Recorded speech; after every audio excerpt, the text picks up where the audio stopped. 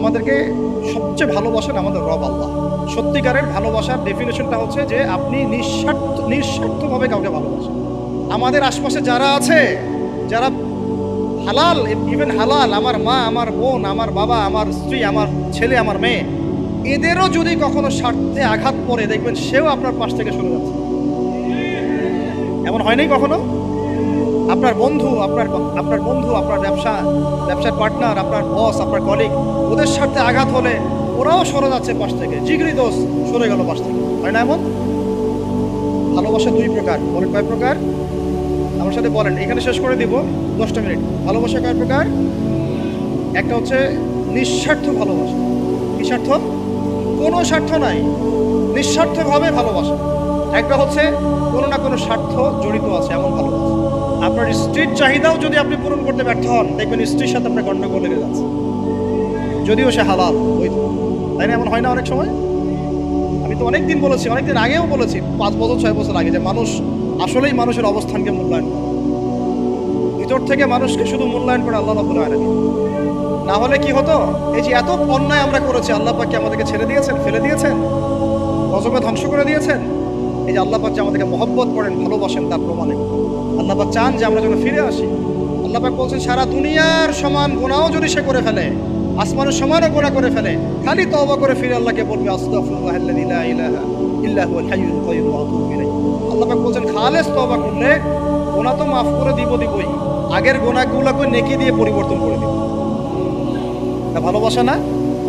আল্লাহ পাক সৃষ্টি করেছেন আমাদেরকে ভালোবেসে। কোরআন খোলেন, সূরা সদ পড়েন, সূরা সদের মধ্যে দেখবেন আল্লাহ বলেন, খালাকতু বিয়াদি মা মানাআকা আল্লা তাসজুদা খালাকতু বিয়াদাই, মানে তুমি ইবলিস কেন তাকে সিজদা করলে না যাকে আমি নিজ হাতে সৃষ্টি করেছি? এটা মহব্বতের বহিঃপ্রকাশ না? আল্লাহ আমাদেরকে নিজ হাতে সৃষ্টি করেছেন। আল্লাহ পাকের হাত কেমন এটা আমরা ব্যাখ্যা করতে যাব না, এর হাতের অর্থ কি সেটাও ব্যাখ্যা করার, তাহবিল করার দরকার নাই। কোরআনে আসছে যেভাবে সেভাবে আমরা ঈমান রাখবো, ঠিক আছে ভাই? এখানে আবার অনেক তালগোল পাকায় ফেলে এবং বিভ্রান্ত হয়ে যায়, এদিকে যাওয়ার দরকার নেই। এখানে বোঝানো হচ্ছে আল্লাহ রাব্বুল আলামিন আমাদেরকে মহব্বত করে সৃষ্টি করেছে। এই পুরো সৃষ্টি জগৎটাই তো আল্লাহর মহব্বতের বহিঃপ্রকাশ। সবকিছু এত নিপুণভাবে চলতেছে, এটা মহব্বতের বহিঃপ্রকাশ না? আমি আপনাদেরকে নিয়ে যদি কোনোদিন কক্সবাজারের সৈকতে তারা দেখাতে পারতাম, তাহলে আমি বুঝাইতে পারতাম আপনাদেরকে যে এই মহাবিশ্বটা ঠিকই আছে কি। তারার মধ্যে একটা গাণিতিক ক্যালকুলেশন আছে যেটা সবাই জানে না। যারা একটু অ্যাস্ট্রোনমি নিয়ে পড়াশোনা করেছে তারা জানে। আপনার মানে মাথার বিবেকই উল্টায় যাবে যে এত সূক্ষ্মভাবে কিভাবে আল্লাহ রাব্বুল আলামিন এই মহাবিশ্ব সৃষ্টি করলেন। এক চুল এদিক ওদিক হলে পুরো বিশ্ব কায়নাত ধ্বংস হয়ে যায়। এটা কি আল্লাহ পাকের মহব্বতের পরিপ্রকাশ না? আল্লাহ পাক তো বরং বলেছেন পুরো সৃষ্টি পরিবারটাই আল্লাহর আল্লাহর পরিবারের অন্তর্ভুক্ত। সুবহান। এমনকি আল্লাহ পাক আমাদেরকে বলেছেন, তোমরা জমিনবাসীর সবার উপর রহম করো, ইরহামু মান ফিল আরদ ইয়ারহামুকুম মান ফিস সামা। তোমরা সবার উপর রহম করো, দয়া করো। দয়া, রহম এটা তো মহব্বতের একটা অংশ। তোমরা সবার উপর দয়া করো, রহম করো, মহব্বত করো। এটা কি হবে? তাহলে আল্লাহ পাক আসমানে যিনি আছেন, আল্লাহ পাক তোমাদের উপর রহম করবে। আমরা সেই মহান সত্তার ভালোবাসার থেকে বের হয়ে হারাম এই যৌন ভালোবাসার দিকে যাওয়ার চেষ্টা করছি। আসলে এটা ভালোবাসা না, যৌনতা, এর দিকে যাওয়ার জন্য এইসব করছি। আল্লাহ পাক আমাদেরকে মাফ করে যেন হেদায়েত দান করেন। আল্লাহ পাক কত ভালোবাসেন এটা নিয়ে বলতে গেলে আজকে রাত শেষ হবে। দেখেন, আল্লাহ রাব্বুল আলামিন আদম আলাইহিস সালামকে সৃষ্টি করেছেন, করে সমস্ত নাম শিক্ষা দিয়েছেন। নাম মানে হলো ইলম। নাম মানে কি? ভালো না বাসলে আল্লাহ পাক কাউকে সবচেয়ে সেরা কিছু দান করেন। সূরা ৩ আল্লাহ পাক কি বলেছেন? তিনি ওয়াজ জাইতুন, এগুলো শপথ করে, লাকাদ খালাকনাল ইনসানা ফি আহসানি তাকওয়িম। মানুষকে সবচেয়ে শ্রেষ্ঠ কাঠামো আল্লাহ পাক দিয়েছেন, দেন নাই? কাউকে যদি মহব্বত না করা হয়, তাকে আপনি সবচেয়ে সেরাটা কি দিতে পারবেন? আল্লাহ পাক আমাদেরকে মহব্বত করেন, ভালোবাসেন, এবং আল্লাহ চান আমরাও যেন তাকে মহব্বত করি, তাকে ভালোবাসি। এবং আমরা যদি কাউকে ভালোবাসি, আল্লাহর জন্য ভালোবাসবো। কাউকে ঘৃণা করি, আল্লাহর জন্য ঘৃণা করব। মহব্বত আল্লাহর জন্য, ঘৃণাও কার জন্য? আল্লাহর জন্য। আল্লাহ পাক সমস্ত ইলম শিক্ষা দিলেন। এটা কি ভালোবাসার বহিঃপ্রকাশ না? নূহ আলাইহিস সালামের কওম দীর্ঘদিন আল্লাহর কথা শুনে না, আল্লাহ পাক সবর করলেন, ধৈর্য ধরলেন, গজব দিলেন না, শেষ পর্যায়ে গিয়ে আযাব দিয়েছেন। এই যে আল্লাহ পাক সুযোগ দেন, সময় দেন, এটা কি আল্লাহ পাকের ভালোবাসা, দয়া না? এরকম প্রত্যেকটা কওমের ক্ষেত্রে হয়েছে।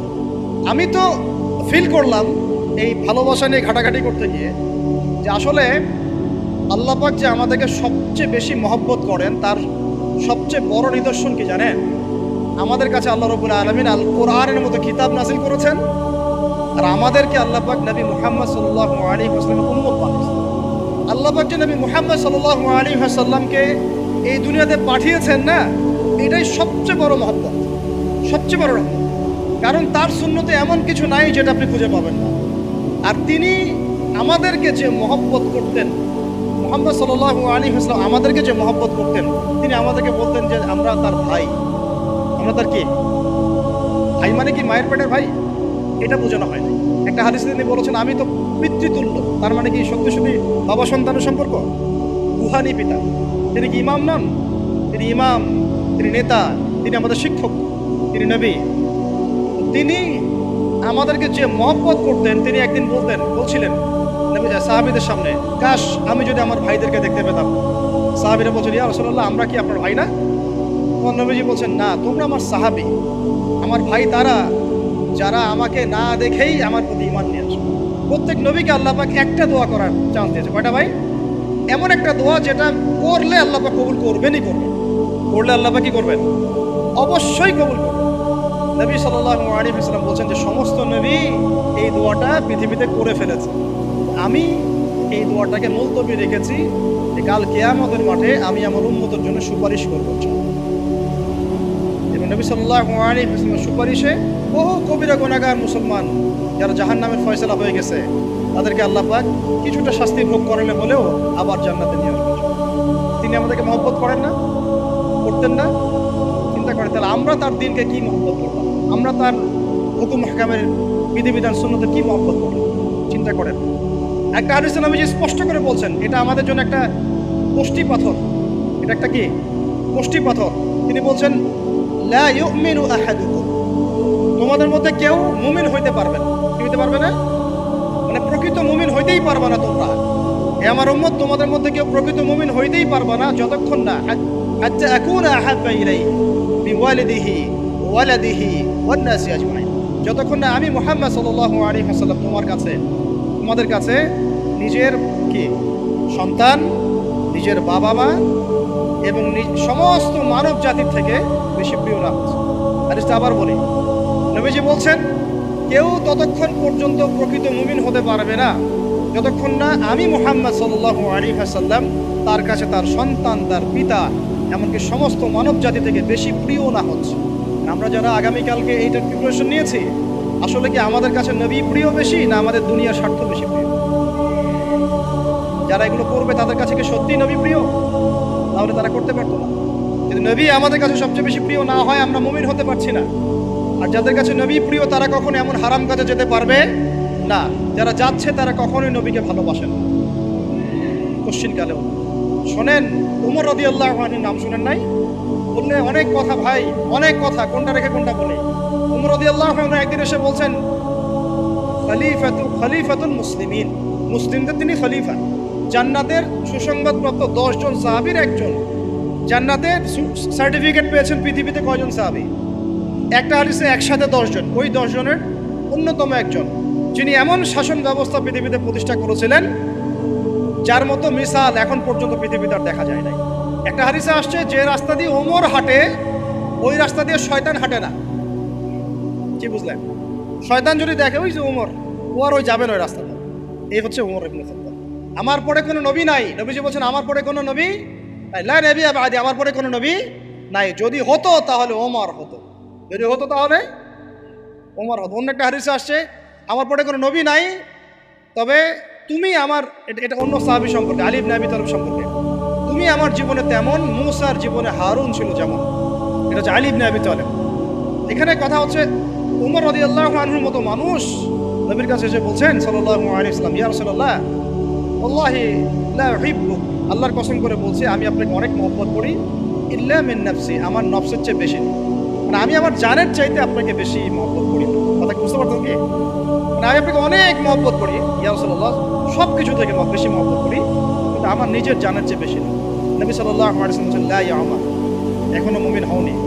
কাকে বলছেন? কাকে বলছেন? জান্নাতের সার্টিফিকেট প্রাপ্ত একজন মানুষকে। লা ইয়া উমর, এখনো হওনি।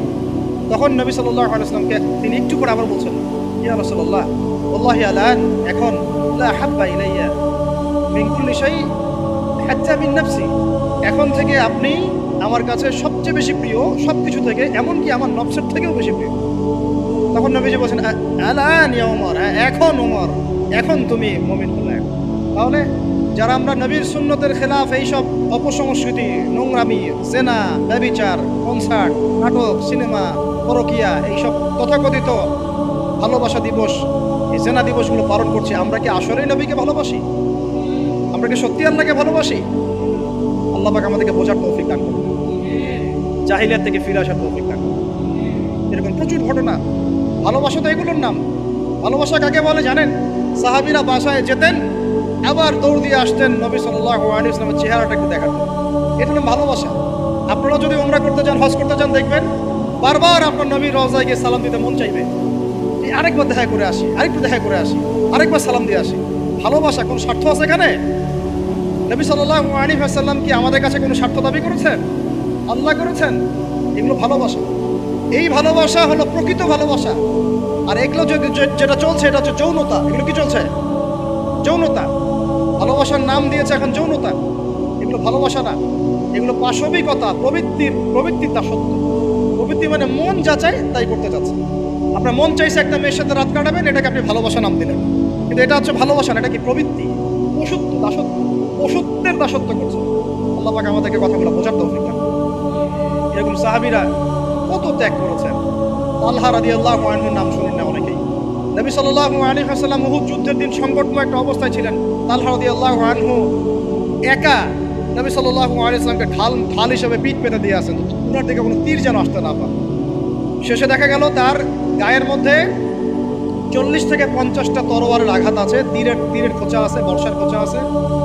এই অবস্থায় তিনি নবীকে কাঁধের মধ্যে নিয়ে উহুদ পাহাড়ে উঠেছেন নবীকে সেভ করার।